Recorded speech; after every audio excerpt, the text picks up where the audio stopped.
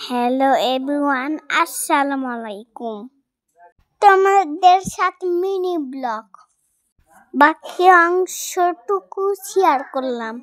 এই দেখো, চুলায় ভাত বসে দিলাম। ভাতটা চুলায় দেওয়ার পর বলক উঠে আসছে। এই দেখো কত সুন্দর বলক উঠছে। ভাতটা হলেই আমরা সেদ্ধ দিয়ে দিব ডিম। পাতিলে পানি দিয়ে অনেকগুলো ডিম দিয়ে দেই।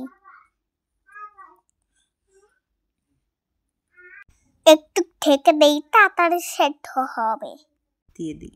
ডিম রান্নার জন্য পেঁয়াজ মরিচ দিয়ে দেই। মশলাটা কষিয়ে এনে তারপর ডিমগুলো হইল মশলার ভিতর দিয়ে দেই।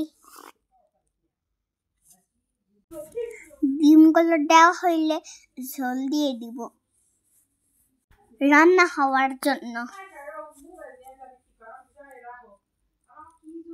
ডিমটা অনেক সুন্দর দেখা যাচ্ছিল।